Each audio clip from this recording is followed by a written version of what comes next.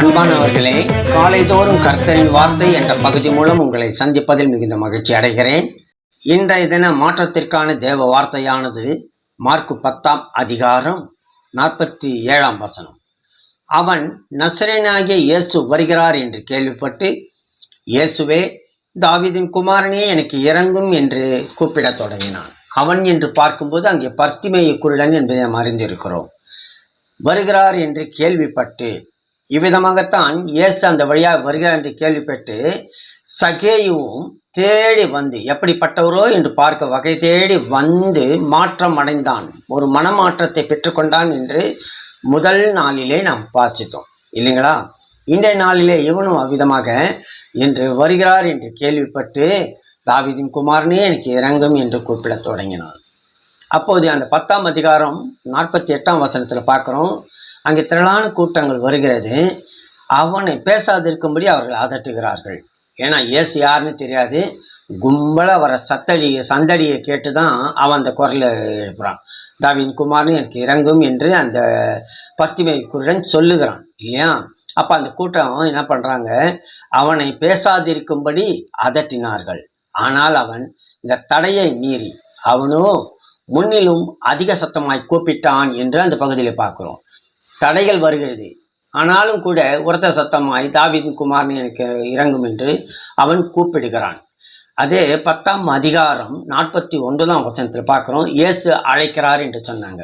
இயேசு நின்று அவனை அழைத்துவான்னு சொல்கிறாரு. அதை எல்லாரும் சொல்கிறாங்க, பாப்பா அவனை இயேசு கூப்பிடுறாருன்னு. அதே 50ஆம் வசனத்தில் பார்க்குறோம். உடனே அவன் தன் மேல் வஸ்திரத்தை எறிந்து விட்டு இயேசுவின் இடத்தில் வந்தான். இங்கே பாருங்க, உடனே உடனே என்பது அங்கே சகேயு எப்படி சீக்கிரமாய் இறங்கி வந்தானோ, இயேசு இறங்கிவான் சொன்ன உடனே அவன் இறங்கி வரான். அதுபோல தான் இவனும் உடனே இதில் ஒரு படி மேலாக தன் மேல் வஸ்திரத்தை எறிந்து விட்டு, அந்த குருடர்களுக்கு ஒரு வஸ்திரம் கொடுக்கப்பட்டிருக்கிறோம், ஒரு சாம்பல் நிற கலரில் தோலில் போத்திக்கிட்டு இருப்பாங்க மேலே. அவங்க போத்திக்கிட்டாங்கன்னா அவங்க குருடர்கள்னு அந்த நாளில் ஒரு அர்த்தம். அதுதான் அவங்களுக்கு அடையாளம். அந்த நாளில், இந்த நாளில் ஸ்டிக்கு வச்சுட்டு போகிறாங்க இல்லையா, அதுபோல் அந்த நாளில் அந்த வஸ்திரம் தான் அடையாளம்.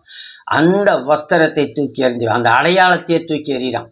ஒரு நம்பிக்கையோடு அழைக்கிறார் என்று சொன்னால் நான் சுகம் பெற்றுக்கொள்வேன் என்ற ஒரு நிச்சயத்தை, ஒரு விசுவாசத்தோடு அந்த வஸ்திரத்தை எறிந்து விட்டு இயேசுவினிடத்தில் வந்தான். அடுத்த வசனம் சொல்லுது, அவர் என்ன செய்ய வேண்டும் என்று கேட்கிறாரு. பார்வை அடைய வேண்டும் என்றான். நீ போகலாம். அடுத்த வசனத்தில் சொல்கிற ஆண்டவர், நீ போகலாம், உன் விசுவாசம் உன்னை ரட்சித்தது என்றார். அதுவும் பாருங்க, உடனே பார்வை அடைந்தான். எப்படி அவன் உடனே வந்தானோ கர்த்தருடைய வார்த்தைக்கு, தேவனுடைய வார்த்தைக்கு, இயேசுடைய வார்த்தைக்கு உடனே பாரம்பரியத்தை விட்டு அந்த அடையாளத்தை தூக்கி எறிந்து விட்டு வந்தவன் உடனே பார்வை அடைகிறான்.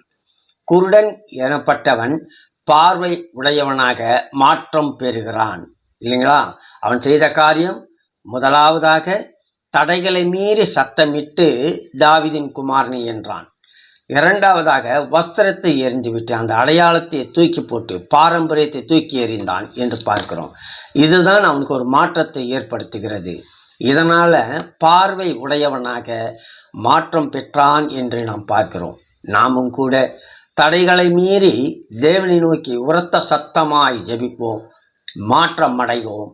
ஆமென், ஆமென்.